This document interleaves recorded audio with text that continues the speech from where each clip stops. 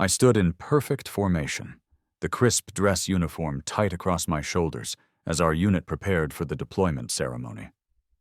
My eyes scanned the crowd for Emily, my fiancée of 2 years, but her usual spot in the front row remained empty. A familiar sensation washed over me. Déjà vu so powerful it made my stomach clench. I'd lived this moment before. When I finally spotted her, she was slipping into the back row. 30 minutes late, with Rick, my best friend since high school, right behind her. They exchanged a look I recognized all too well. The same look they'd shared the first time around, before everything fell apart. As we were dismissed, Emily approached me, twisting her engagement ring. "James, I need to talk to you." Her voice trembled exactly as I remembered. "Rick and we've realized we're in love. I'm so sorry." Instead of the shocked devastation she clearly expected, I simply offered a crisp military salute, my face betraying nothing. "I understand completely," I said, watching confusion replace the guilt in her eyes. "I hope you'll both be very happy." As they stood frozen in surprise, I added, casually, "Oh, and tell Melissa I look forward to seeing her when I'm on leave." In my previous life, discovering Emily's betrayal had broken me. I'd been blindsided, a dedicated soldier who'd spent 15 months planning our wedding from various military bases, only to return and find my fiancé had moved on with my best friend. That version of me had been destroyed by grief, eventually making catastrophic decisions that ruined my life. But this time I remembered everything. The morning after the ceremony, my phone vibrated against the nightstand. "Mom," flashed across the screen. I answered, already knowing what she'd say. "James, honey, are you okay? I heard about Emily." My mother's voice was practiced concern, but the slight hesitation gave her away. "How long have you known, Mom?" I kept my voice level, controlled. The pause lasted 3 heartbeats. "Known what, sweetheart?" "About Emily and Rick." I closed my eyes, the scent of her lavender perfume somehow transmitting through the call, triggering memories of her always taking Emily's side in every disagreement. That they were having an affair. I wouldn't call it an affair, James. Her voice dropped to a whisper. They were just exploring their connection. I thought it would blow over. My hand tightened around the phone. "So you knew? For how long?" Another pause. "A few months. But honey, I didn't want to upset you before deployment. You needed to focus." I laughed softly. "Right. To protect me." After ending the call, I sat on my bunk, scrolling through old texts I'd never checked the first time around. There it was. A misdirected message Emily had sent me 6 months ago, clearly meant for Melissa. "He's so pathetically devoted. Always planning our future when he's halfway around the world.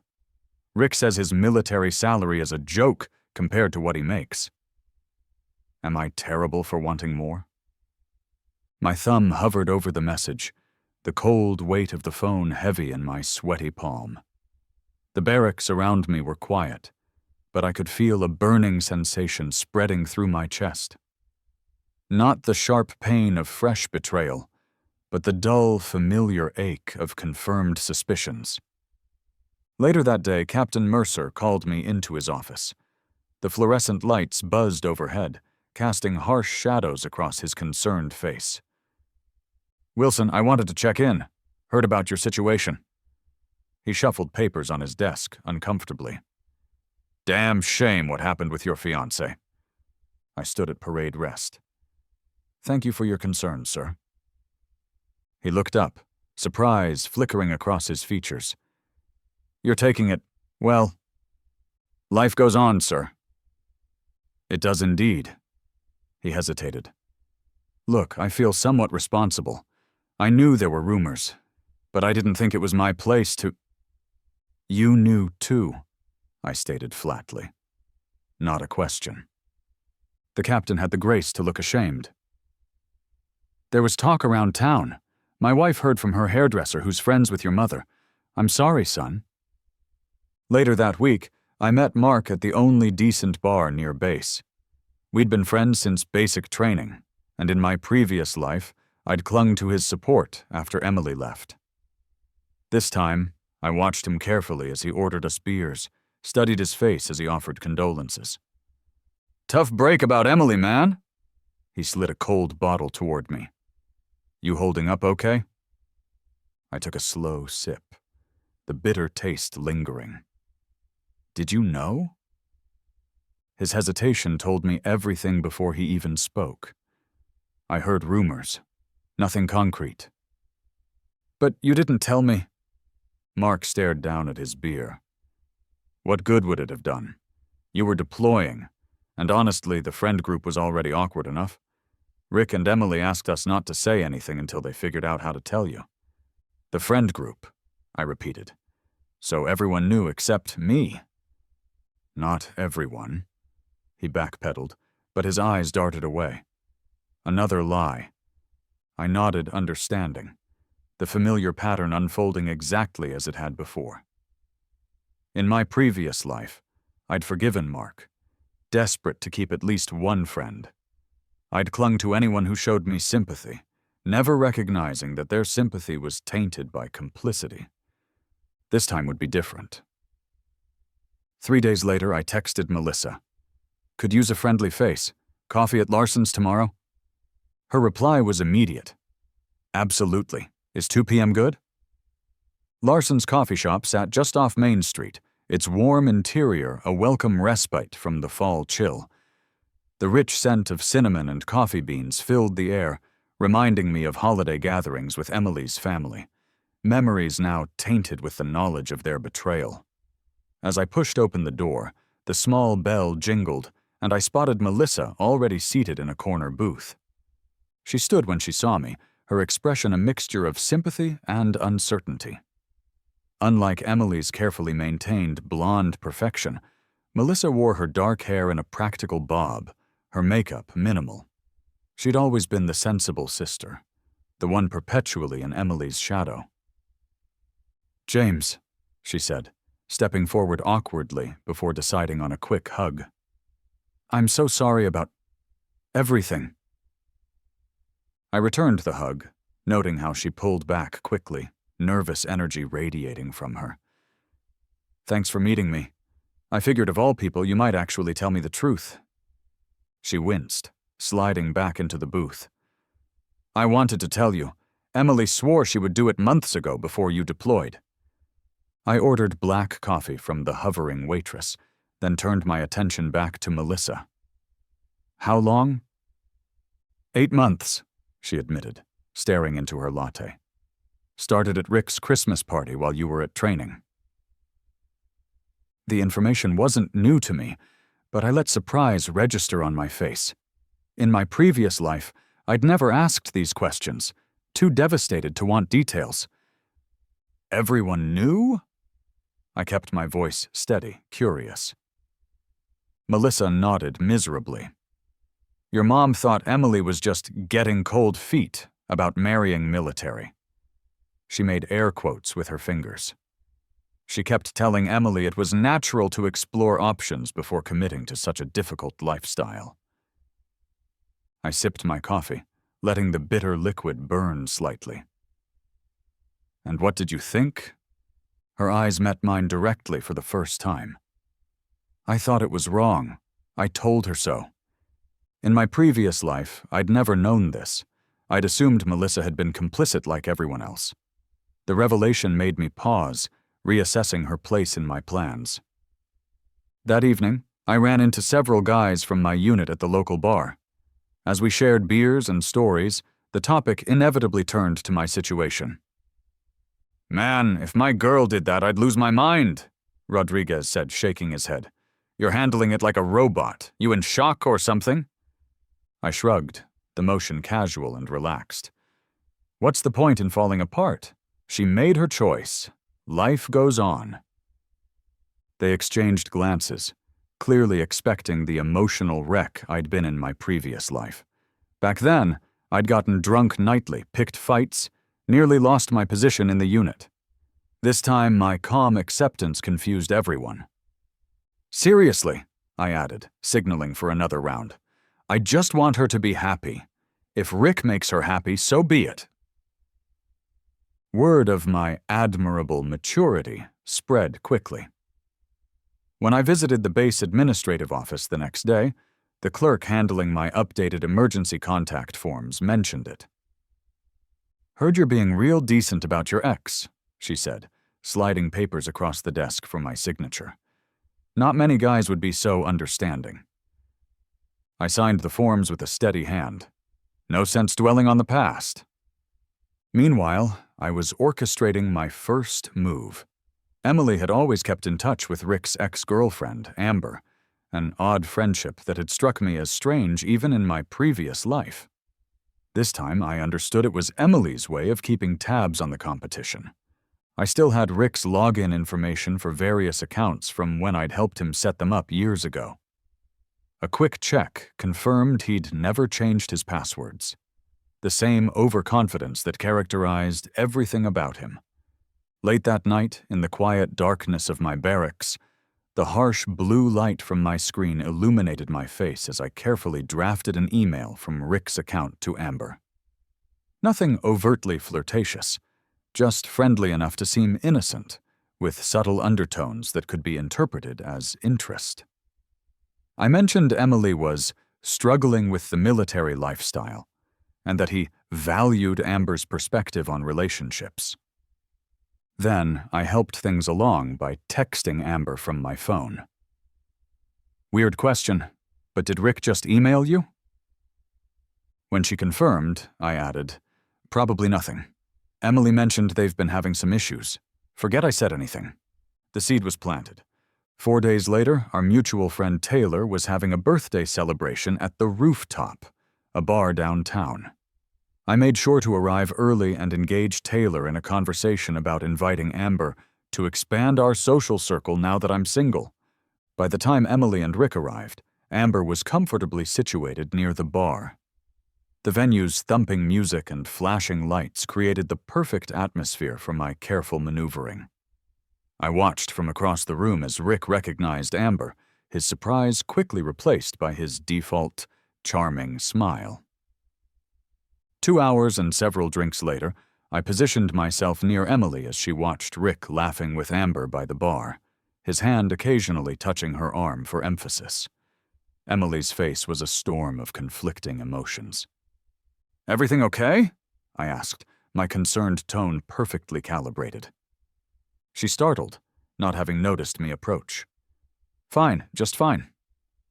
Her eyes narrowed as Rick leaned closer to hear something Amber said. "Actually, no. What the hell is he doing?"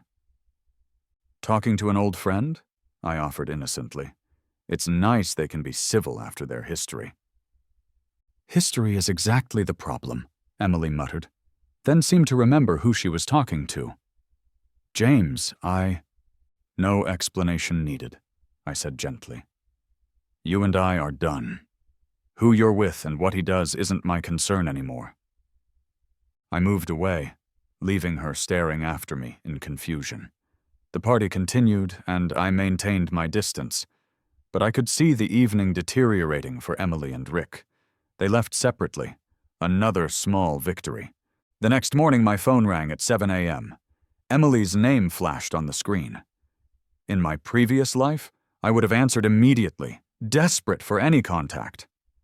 This time I let it ring 4 times before picking up. "Hello?"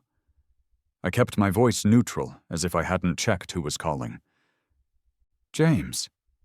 Emily's voice was thick with tears. "I'm sorry to call so early. I needed someone to talk to." "What's wrong?" I asked, already knowing. "It's Rick. I saw him flirting with Amber last night. When I confronted him, he said I was being paranoid, but then I found texts on his phone." She broke into fresh sobs. I made sympathetic noises while secretly starting a recording app on my phone. "That must be difficult," I think I've made a terrible mistake, she continued. Everything's happening so fast, and I'm starting to wonder if I made the wrong choice. What do you mean? I prompted gently. With us.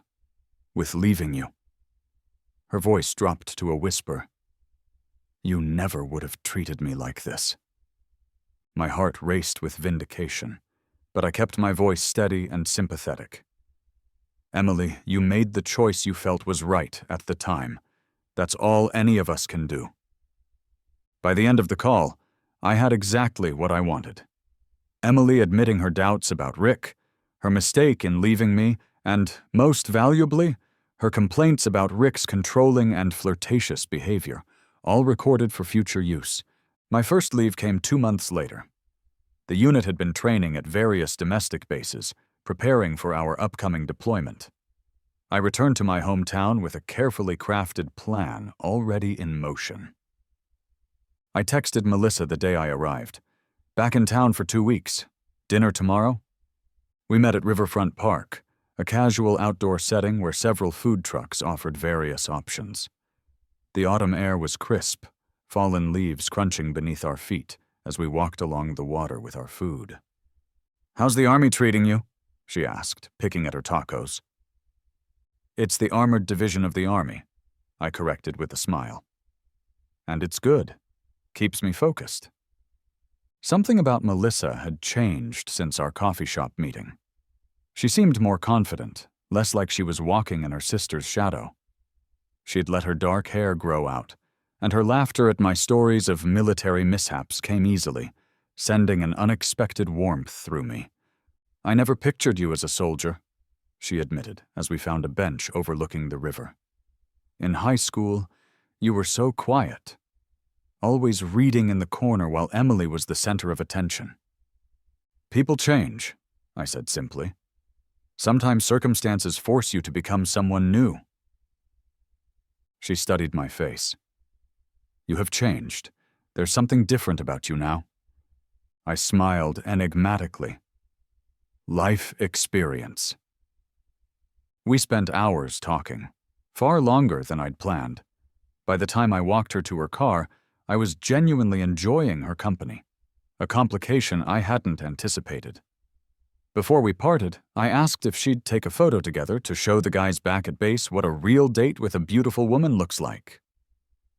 She blushed but agreed. I posted it immediately to social media with the caption, "Perfect evening with wonderful company. #leave time #making memories." Emily called less than an hour later. I see you're spending time with my sister, she said without preamble, her tone carefully controlled. Melissa, yeah, we had dinner. I kept my voice casual. She's good company. That's nice. The strain in her voice was evident. James, I was thinking maybe we could meet while you're in town, to talk. About? Us. Everything that happened. I've been doing a lot of thinking. And Rick and I, well, things aren't what I expected. I paused, pretending to consider. I suppose we could meet for coffee, as friends. The relief in her voice was palpable. Yes, as friends. Tomorrow at Larson's, 2 o'clock? I agreed, smiling to myself as I ended the call. Everything was proceeding exactly as I'd planned. The next day, I arrived at Larson's 5 minutes late, a deliberate choice to ensure Emily would be waiting, anxiety building. She'd chosen a table by the window, the same spot where Melissa and I had sat during my first move. She'd styled her hair the way I used to like it, worn the perfume I'd once given her. James? She stood as I approached, uncertainty in her eyes. Thank you for meeting me. I took the seat across from her, my posture deliberately closed, arms crossed, slight lean away from the table. What did you want to talk about, Emily? She fidgeted with her coffee cup. I wanted to apologize properly. The way things ended between us, it wasn't fair to you. No, I agreed calmly. It wasn't. I made a mistake, she continued, her voice dropping. Rick isn't who I thought he was. He's controlling, jealous, nothing like you. I sipped my coffee. the bitter espresso matching my hidden feelings. I'm sorry to hear that. Relationships can be disappointing. James? She reached across the table, her fingers brushing mine before I subtly withdrew my hand. I've been thinking about us, about what we had. It was real, wasn't it? I let vulnerability flash across my face. The perfect bait. It was real for me. Hope sparked in her eyes. Do you think maybe, someday, we could try again? Once I sort things out with Rick? In my previous life, this moment never happened. Emily had never looked back, never regretted her choice until it was far too late. The pleading look in her eyes now brought a surge of satisfaction I carefully concealed. I don't know, Emily, I said softly, threading hesitation through my words. A lot has changed. I've changed. But you're not seeing anyone seriously, right? I mean, you and Melissa are just friends? Her question held a desperate edge. I paused deliberately. Melissa and I are exploring our connection. I threw her own words back at her, though she wouldn't recognize them. I'm not rushing into anything. The color drained slightly from her face.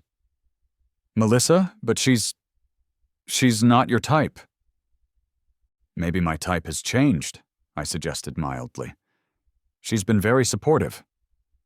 I left her at the coffee shop with carefully crafted hope and anxiety in equal measure, exactly where I wanted her. The following evening, I had dinner with my parents. My mother had spent the day cooking my favorites, though she'd made several dishes I'd specifically told her I disliked. Another small pattern I'd never noticed in my previous life, her selective memory when it came to my preferences. It's so good to have you home, honey, she said, placing a casserole on the dining table. We've missed you. My father, quiet as always, nodded in agreement. He'd been a passive participant in my life, never standing up to my mother's manipulations, never offering guidance when I needed it. Thanks, Mom, I said, helping myself to the least offensive option. It's good to be back. I ran into Emily at the grocery store yesterday, she mentioned casually, though her eyes watched me carefully. She asked about you. Did she? I kept my tone neutral. She seemed upset.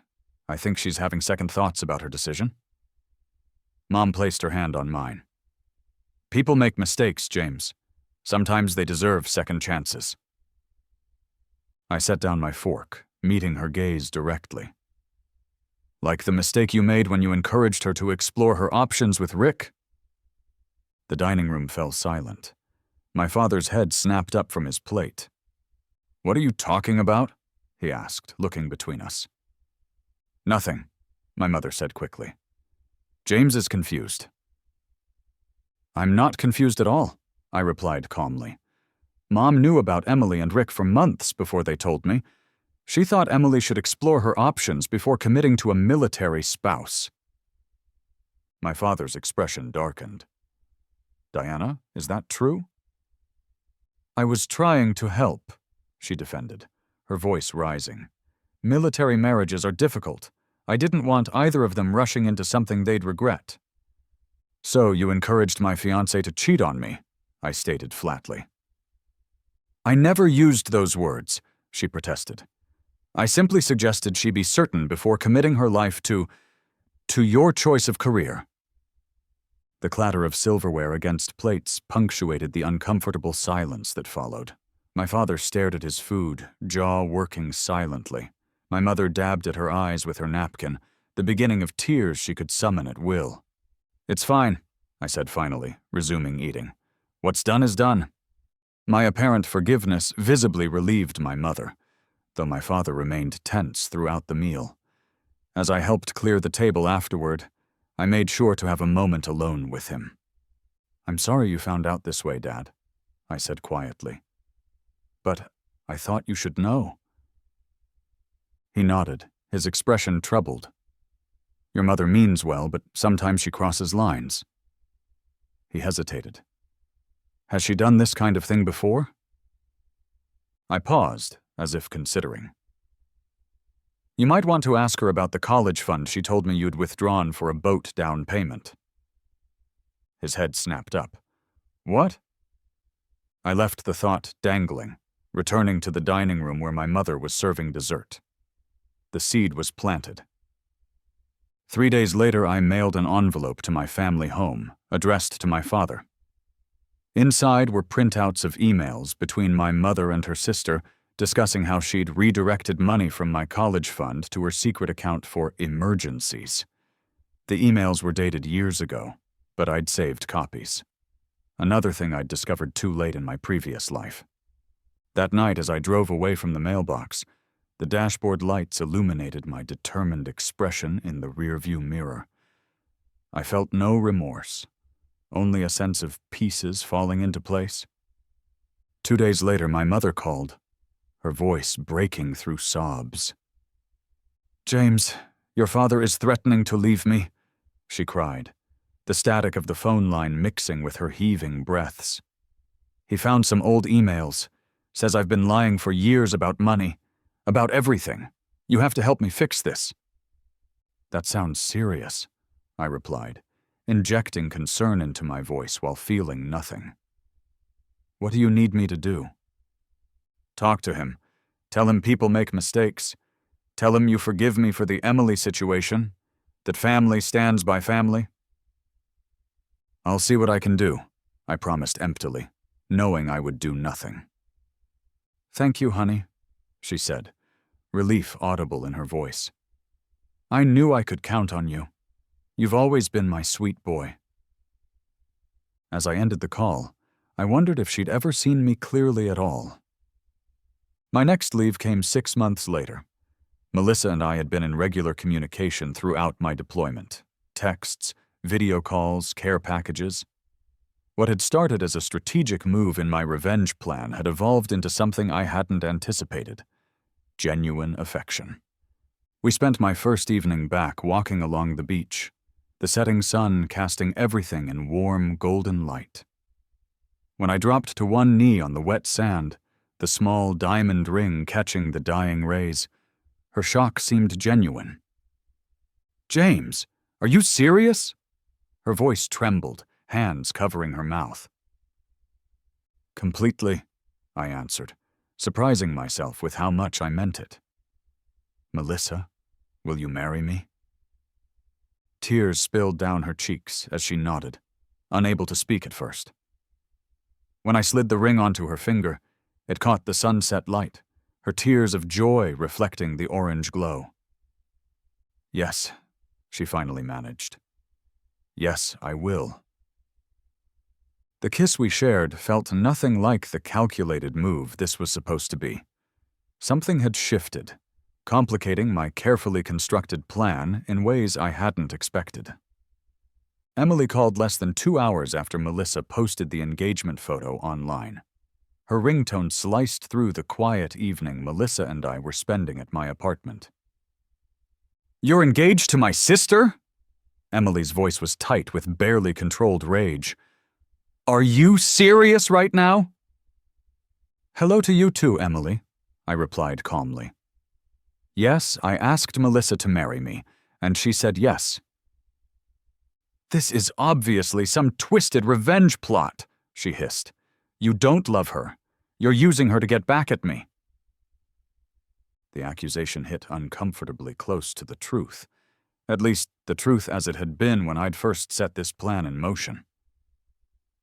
"I'm not having this conversation," I said instead. "Congratulations on your continued relationship with Rick. I hope you're both very happy." I ended the call before she could respond, turning back to find Melissa watching me with an unreadable expression. "She's upset," I stated unnecessarily. Melissa nodded slowly. "She always expected you to wait for her, to be her backup plan."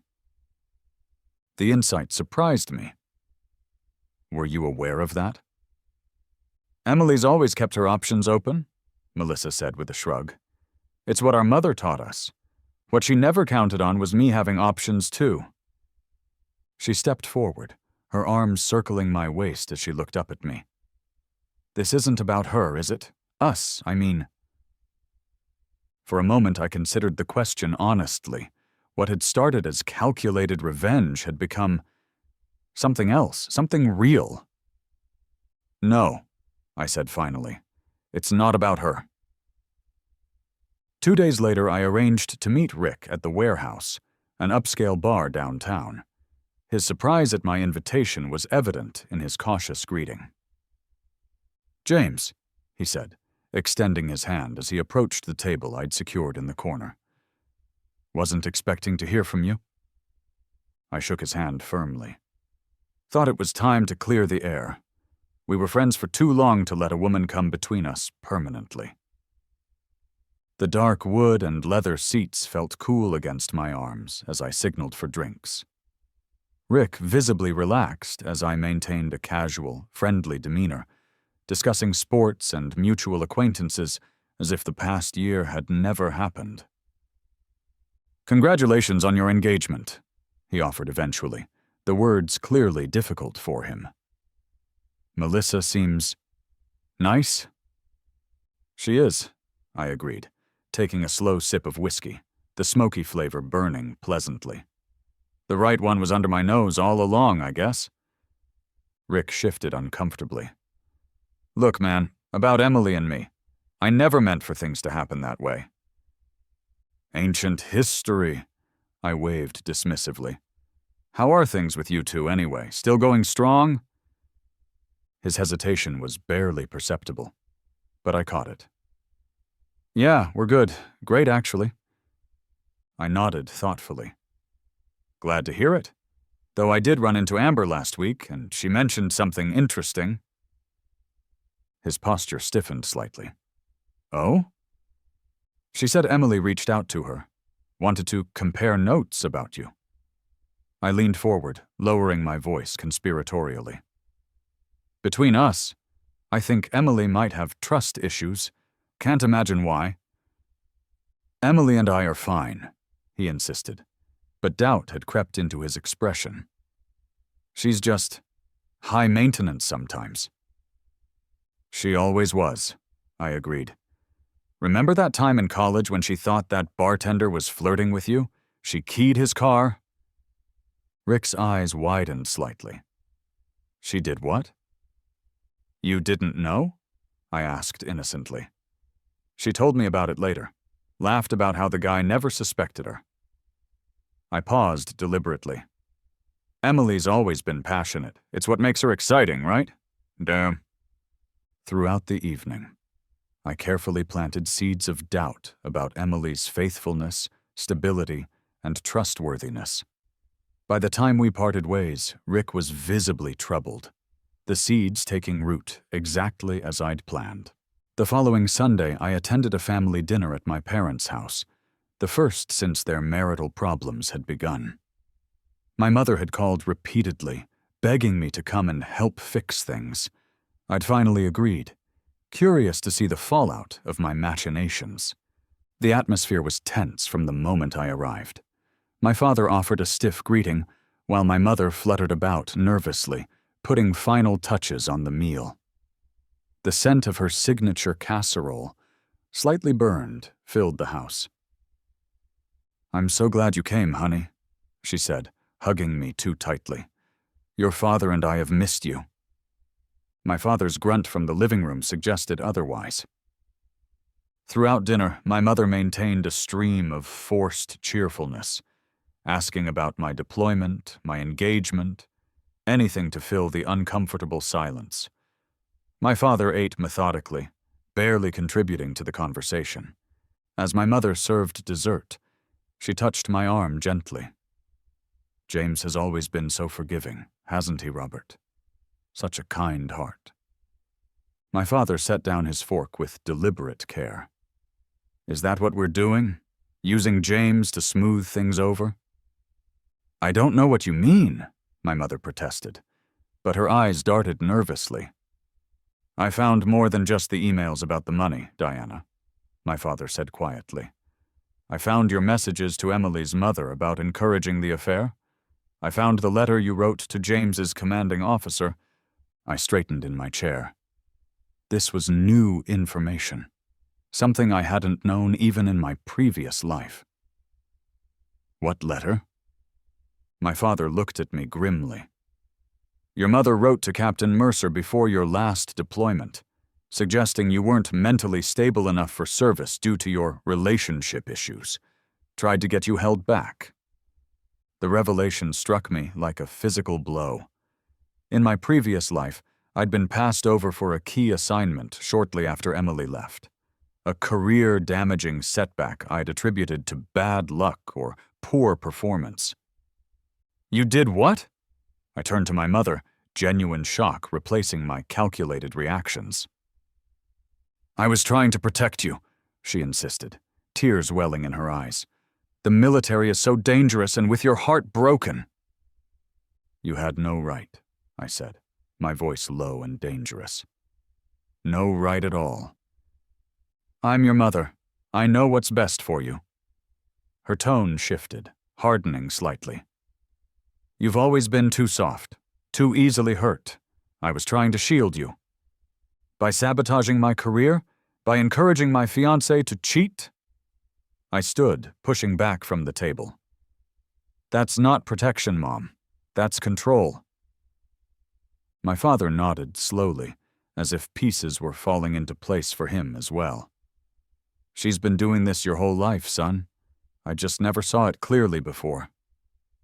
My mother's face crumpled, but I recognized the manipulation behind the tears. How can my own family turn against me like this? After everything I've sacrificed for you both? I maintained eye contact with her, letting her see that her usual tactics wouldn't work. I forgive you, Mom, I said clearly, knowing the words would confuse her. I forgive you for interfering with my relationship, my career, and my future. I forgive you because holding on to anger would only hurt me. Relief flooded her features, but I wasn't finished. But forgiveness doesn't mean I'll allow it to continue. From now on, you have no say in my life decisions. None. I turned to my father. Dad, I'm sorry about all this. You deserved better too. As I drove away from my childhood home, I felt a strange lightness. The confrontation with my mother had veered from my carefully constructed script, but the outcome was perhaps more satisfying than my original plan. 2 weeks later, I received a text from Rick. Need to talk. Not about Emily. Business opportunity. We met at a small coffee shop I'd never frequented before. Rick looked haggard, with dark circles under his eyes, and a nervous energy that manifested in constant finger-tapping against his cup. Thanks for meeting me, he said, glancing over his shoulder as if expecting to be observed. I need your advice. About? He leaned forward, lowering his voice. You remember I work for Chandler Group, right? The investment firm? I nodded, already suspecting where this was headed. In my previous life, Chandler Group had been investigated for fraud shortly after my failed relationship with Emily. Rick had been implicated but ultimately escaped serious consequences due to his father's connections. There's an internal investigation happening, he continued. Some discrepancies in client accounts. Nothing I'm directly involved with, but... He ran a hand through his disheveled hair. I may have signed off on some paperwork without proper review. Sounds serious, I remarked, keeping my expression neutral. It could be... His eyes darted around nervously again. I'm wondering if I should get ahead of it. Maybe talk to the investigators directly before they come to me. In my previous life, I'd known nothing about Rick's professional troubles until much later. This time, I had detailed knowledge of exactly what was about to unfold. Knowledge I'd gained after everything fell apart the first time around.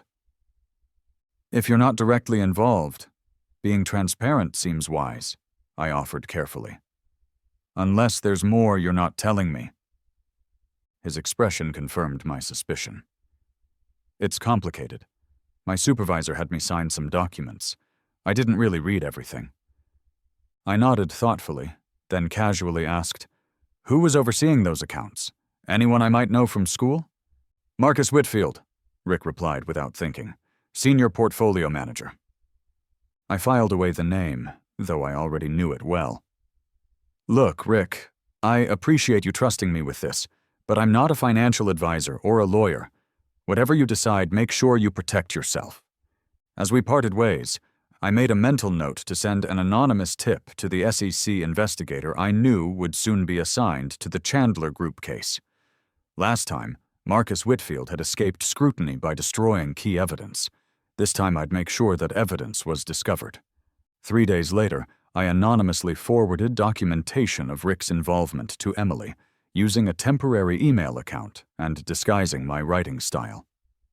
The attachments included emails that implicated Rick far more deeply than he'd admitted to me, showing a pattern of deliberate fraud rather than negligent oversight. That evening, as cold rain lashed against the windows of my apartment, my phone lit up with Emily's call. "I need to see you," she said without preamble, her voice thick with emotion. "Please, James. It's important." "I'm with Melissa tonight," I replied, watching my fiancée as she sorted through wedding venue brochures on the coffee table. "Whatever it is can wait until tomorrow." "It can't wait," Emily insisted, her voice cracking. "It's about Rick. I found something. I don't know what to do." I covered the phone, whispering to Melissa that I needed to take this call. Her understanding nod sent a wave of guilt through me. Guilt I quickly suppressed. "Fine. I can meet you for 20 minutes, I said into the phone. "The diner on Oak Street. 30 minutes. When I arrived, Emily was already there, huddled in a booth near the back, her makeup streaked from crying. She looked up as I approached, and for a moment I saw a flash of the woman I'd once loved so desperately. Vulnerable, beautiful, lost. The sight stirred nothing in me. "Thank you for coming," she said, clutching a manila envelope like a lifeline. I didn't know who else to turn to. I slid into the booth across from her. "What's this about, Emily?" "Someone sent me these..." She pushed the envelope across the table. "Emails between Rick and his boss. They've been stealing from client accounts for years. Rick's been lying to me about everything." I opened the envelope, pretending to scan documents I already knew intimately. "Have you confronted him?" "Yes." Fresh tears spilled down her cheeks. "He denied it at first, then said it wasn't what it looked like. Then he admitted it was exactly what it looked like, but claimed he was being set up by his boss." She wiped her eyes with a crumpled napkin. "I don't even know who he is anymore." "I'm sorry," I said, and meant it, though not for the reasons she assumed. I was sorry for the person I had once been, so blind to her true nature. Sorry for the time I had wasted loving someone who had never truly seen me. "James!" She reached across the table, her fingers brushing mine. This time I didn't pull away immediately. "I've made so many mistakes. Leaving you was the biggest one." I looked into her tear-filled eyes, searching for any sign that she understood the depth of her betrayal. All I saw was self-pity, concern for how Rick's actions would affect her, not remorse for what she had done to me. "We all make choices, Emily," I said finally, withdrawing my hand. "We all have to live with the consequences." "But people deserve second chances, don't they?" Her voice took on a desperate edge. "Look at you and Melissa. Who would have ever thought? If you can move on with my sister, why couldn't we try again?" The question hung between us, rain pattering against the diner windows as I considered my response. In my previous life, I had begged for a second chance long after Emily had moved on. The irony wasn't lost on me. "Some things can't be repaired once they're broken," I said finally. "What you and Rick did, it wasn't just about ending our relationship, it was about betrayal, lies, humiliation." I stood, leaving the envelope on the table. You should probably take those to a lawyer. Rick's firm is under federal investigation. James, please, she called as I turned to leave. Don't go, I need you. I paused, looking back at her. No, Emily, you don't need me. You just don't want to be alone. Walking away from her, soaking wet from the rain by the time I reached my car, I felt the final pieces of my plan clicking into place. The symmetry was almost poetic. Emily abandoned by Rick, just as she had abandoned me, her carefully constructed future crumbling around her. When I returned home, Melissa looked up from her book, concern written across her features. Everything okay? I nodded, something in her genuine concern touching a part of me I'd thought was dead. Just Emily, dealing with some problems with Rick. Nothing important. Melissa set her book aside. You're soaked. Let me get you a towel. As she disappeared into the bathroom, I checked my phone to find 3 missed calls from Rick and a voicemail. You son of a bitch, I know it was you. You set me up. You think you're so clever with your perfect military career and your engagement to Melissa. You'll regret this. I deleted the message, a smile playing at my lips. Empty threats from a desperate man. The rain beat against the windows as Melissa returned with a towel, her engagement ring catching the light as she handed it to me. For the first time since my rebirth, I wondered if revenge was truly my only purpose in this second chance at life. The law office of Henderson and Associates occupied the top floor of the tallest building downtown, its reception area decorated in tasteful mahogany and leather. Melissa and I sat side by side, her hand clasped in mine as we waited for Mr. Henderson to join us. We'd been engaged for 3 months, and wedding preparations were well underway. Mr. Wilson, Miss Parker, thank you for your patience. Arthur Henderson strode into the room, his Italian suit and silver hair projecting exactly the image of success and discretion his wealthy clients expected. Please, follow me to my office. He led us through double doors into a corner office with floor-to-ceiling windows overlooking the city. After we were seated, he produced a leather portfolio from his desk drawer. As I mentioned on the phone, I represent the estate of your grandfather, Frederick Wilson, he said, directing his attention to me. Before we proceed, I'll need to verify your identity. After checking my military ID and driver's license, he nodded, satisfied. Very good. As you know, your grandfather passed away 5 years ago. Yes, I agreed. Though in my previous life, I'd barely registered the death of a grandparent I'd met only a handful of times.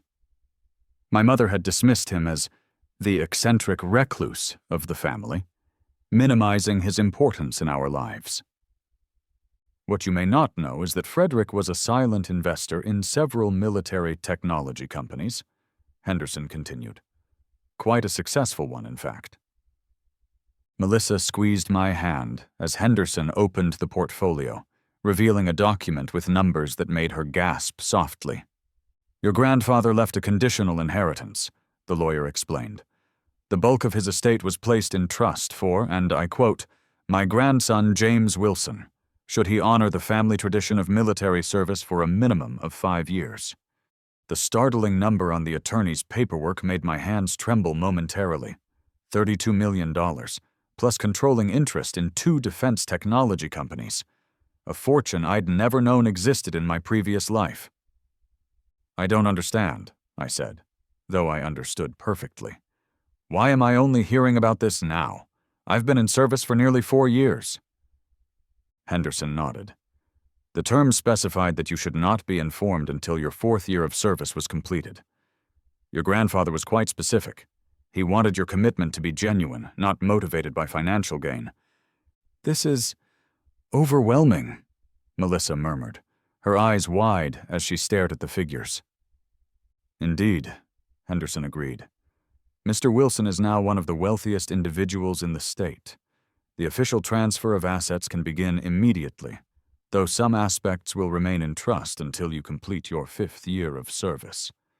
As we left the lawyer's office, stepping into the bright afternoon sunlight, Melissa turned to me. "Did you have any idea about your grandfather's wealth?" "None," I said honestly. That much was true. In my previous life, I'd never discovered this inheritance because I'd made a critical choice that had disqualified me from receiving it. The revelation sent my mind spinning back to my first life, to the moment that had altered everything. 6 months after Emily left me, when I was still broken and desperate, she had reappeared, claiming she had made a mistake. Rick had cheated on her, and suddenly I was her safe harbor again. Pathetically grateful for the second chance, I'd done everything she asked, including leaving the military for a civilian job at Rick's company. By resigning my commission early to please Emily, I'd unknowingly forfeited my inheritance. When she eventually left me again, having used me for stability until she found someone new, I was left with nothing. No career, no inheritance, no dignity. The realization hit me like physical pain as pieces fell into place. In trying to win back the woman who had betrayed me, I'd lost everything else of value. The bitter taste of humiliation returned as I recalled cleaning out my desk while coworkers whispered about the ex-soldier Emily had used as a rebound. "James, are you okay?" Melissa's voice pulled me back to the present. "You look pale." I focused on her concerned face, anchoring myself in this new reality I'd been given. "I'm fine, just processing." That evening, in our apartment, I revealed to Melissa the full extent of my wealth, which I'd kept hidden from everyone else. Her reaction surprised me. Instead of excitement about luxury or status, she immediately began thinking practically. "The defense companies, do they manufacture weapons?" she asked, curled beside me on the sofa. "Primarily defensive systems," I explained. "Body armor, secure communications, medical evacuation equipment." Relief softened her features. "Good. I couldn't be comfortable with a fortune built on killing." She was quiet for a moment, then added, "We could use some of it to help veterans, set up a foundation for those struggling after service." The gentle pressure of her hand in his mine grounded me in this moment as I studied her face. "You're not excited about being wealthy? About what this means for us?" "Of course that part is exciting," she admitted with a small smile. "But money changes people, changes relationships. I don't want it to change us." Her words struck me deeply. Money and status had certainly changed Emily when she'd chosen Rick over me. Would wealth change me too? Had it already? "I promise it won't," I said, though I wondered if I could keep that promise. Within days, news of my inheritance spread through our small town like wildfire. The notifications on my phone pinged relentlessly, congratulatory messages from people who had never given me a second glance before, including several from Emily. "I always knew you were meant for great things," her text read. "So happy for you." Even my mother, who had been largely absent since our confrontation, suddenly reappeared in my life, leaving voicemails about family supporting family and how mothers always know best. Rick, whose professional life was unraveling amid the fraud investigation, sent an email suggesting we put aside past differences and explore investment opportunities together. The naked desperation was almost pitiful. Mark, my former friend who had hidden Emily's betrayal, called 3 times before I finally answered. "James, congratulations, man. That's incredible news about your inheritance." "Thanks," I replied coolly. "Funny how these things work out." "Listen," his voice dropped to a confidential tone. "I've been thinking about our situation. I feel terrible about not telling you about Emily and Rick. I was caught in the middle, you know? But I've always valued our friendship." "Have you?" I kept my tone neutral, but my grip tightened on the phone. "Absolutely. In fact, I've been working on this startup, security software for military applications. Right up your alley. Would love to bounce some ideas off you, maybe discuss potential investment. I'll have to get back to you. I cut him off. My schedule's pretty full with the wedding planning. The pattern repeated itself throughout the week. Former friends, distant relatives, and acquaintances suddenly discovering their deep affection for me. Each call, each message, each invitation reinforced what I'd always suspected. Loyalty lasted only as long as convenience allowed. By the weekend, I'd had enough. I called Melissa. I want to have a gathering. Small, just a few specific people. Like a party? She asked, confusion evident in her voice. That doesn't sound like you. Not a celebration, I clarified. More of a reckoning. I rented a private dining room at the Grand, the most expensive restaurant in town. The space was elegant but intimate. A single table set for 6, soft lighting, and floor-to-ceiling windows overlooking the city skyline. Privacy was guaranteed by the exorbitant fee I'd paid and the discretion of the staff. Melissa arrived first, stunning in a simple black dress. "Are you sure about this?" she asked, adjusting my tie. "You don't owe any of them an explanation." "I know," I said, placing a gentle kiss on her forehead. "This isn't for them, it's for me." The guests arrived within minutes of each other. Emily first, wearing a dress I recognized as new, purchased, no doubt, for this occasion. She embraced me with forced familiarity, her perfume cloying and overwhelming. "James, this place is amazing," she gushed, pointedly ignoring Melissa. "So generous of you to invite us."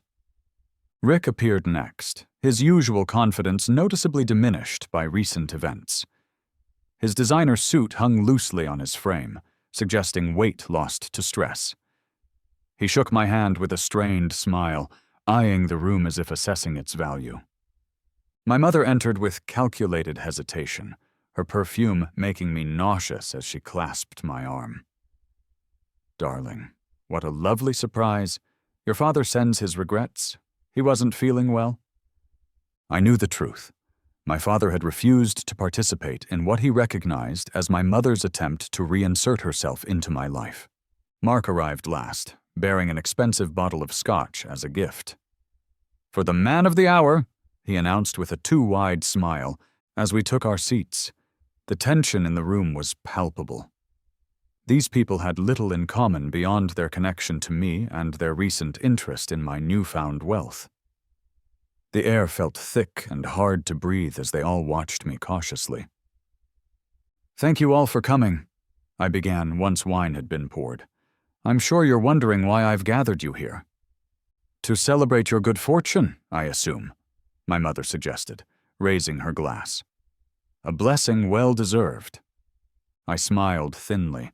Actually, I wanted to have a conversation. About the past. About choices. The uneasiness around the table intensified. Emily shifted in her seat, while Rick examined his wine with sudden interest. "James," my mother interjected, "perhaps this isn't the appropriate setting for—" "It's exactly the right setting," I cut her off gently. "Private, civilized, final." I turned to Mark first. "You were my friend for 10 years. When Emily and Rick began their affair, you knew, everyone knew. But you chose to keep me in the dark, to preserve the friend group, rather than show me basic loyalty." Mark's face flushed. "James, I was in an impossible position. I didn't want to hurt you." "No," I agreed. "You didn't want to inconvenience yourself. Telling me would have made social gatherings awkward, so you protected your comfort at the expense of my dignity." Before he could respond, I shifted my attention to Rick. "You were my best friend since high school. I trusted you with everything, and you betrayed that trust in the most fundamental way possible." Rick leaned forward, his expression earnest. "I know what I did was wrong. There's no excuse. But people make mistakes, James. Terrible mistakes they regret forever." His eyes darted to Emily briefly. I'm paying for mine now. My career is over. My reputation is destroyed. By your own actions, I pointed out, not by mine. I know that, he admitted. And I'm not asking for your help with the investigation, but maybe we could at least clear the air between us, for old time's sake. I studied him, remembering how differently this had played out in my previous life. Back then, Rick had never apologized, never acknowledged the pain he'd caused. His current regret felt hollow, born of desperation rather than genuine remorse. No, I said simply, the word hanging in the air between us. Rick blinked, confusion crossing his features. No? No, I repeated. I don't forgive you. I don't want to clear the air.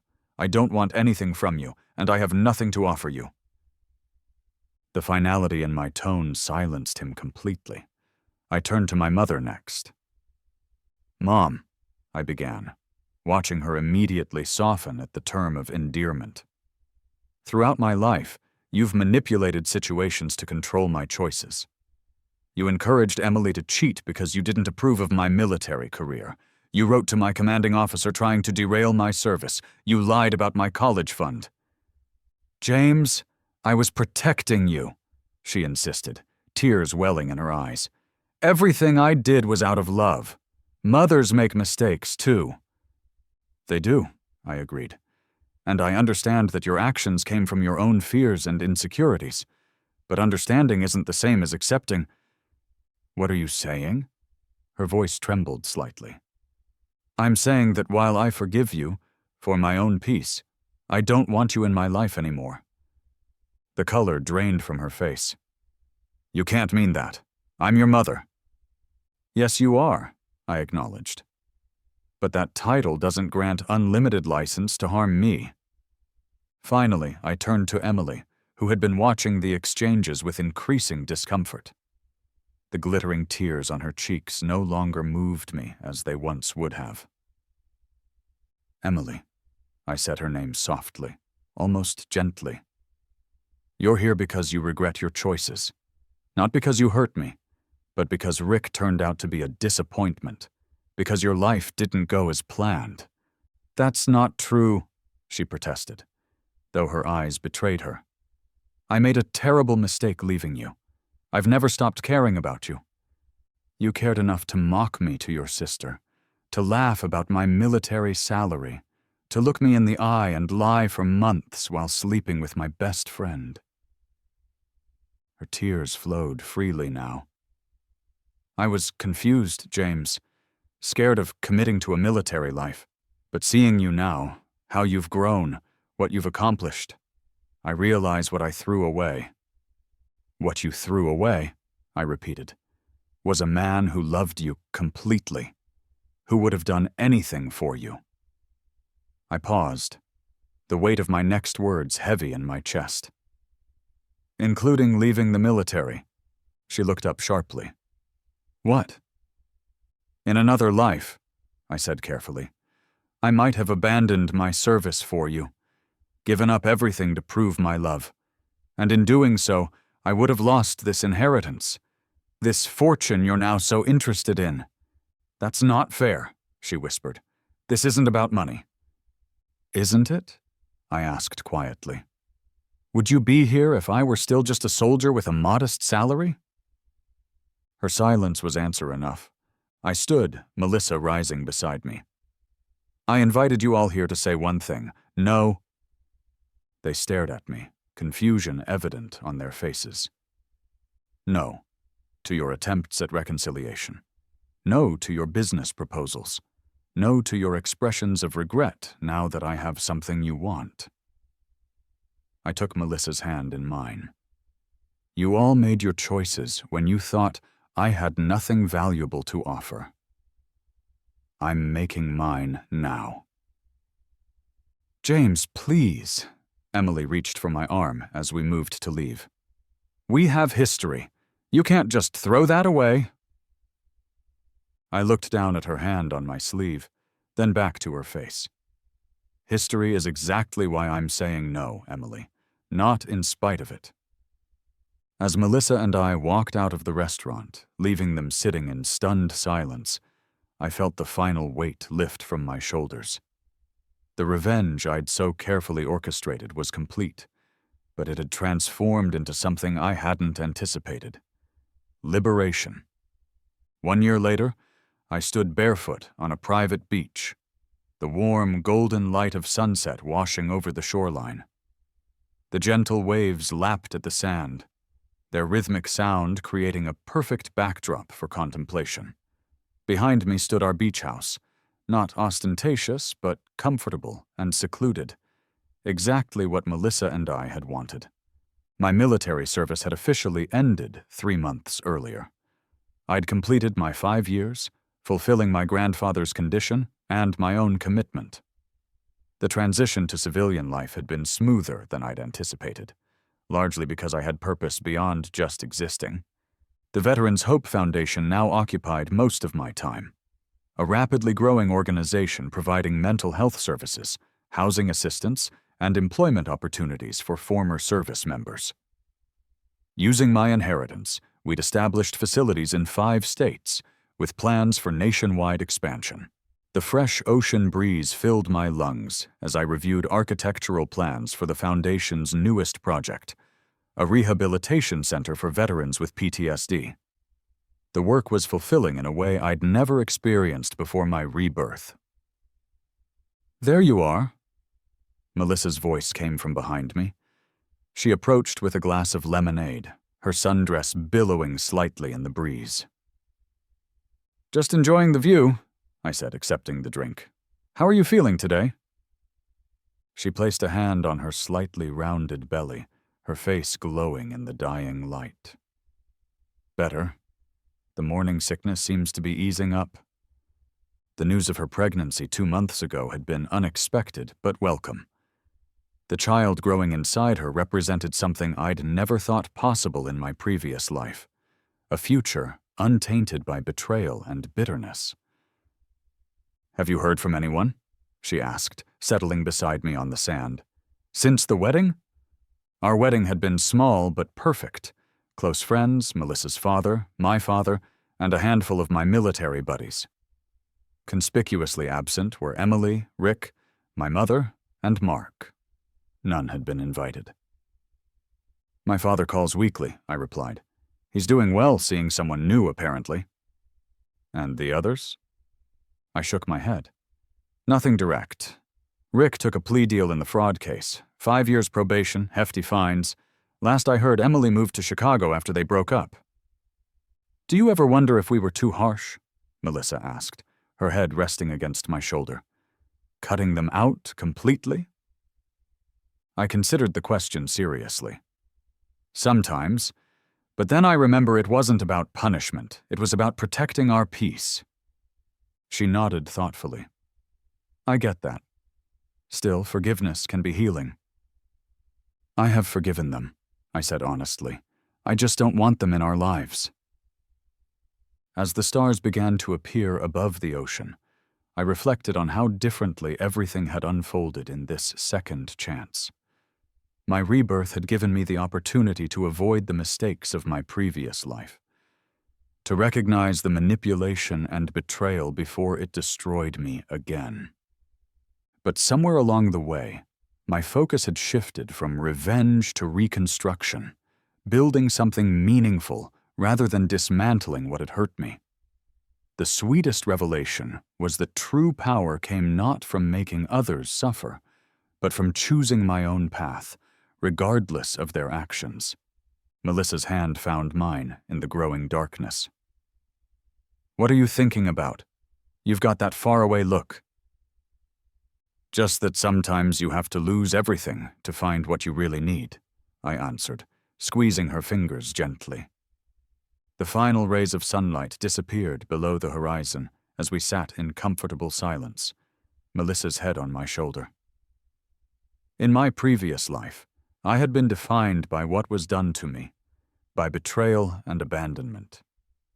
In this one, I was defined by my choices, by resilience and purpose. I had been reborn not just to right old wrongs, but to live the life I was meant to have all along. That was the true redemption, not in the pain I caused my betrayers, but in the joy I found without them. As darkness settled over the ocean, I felt a profound peace. The past no longer haunted me. The future, with its endless possibilities, was all that mattered now.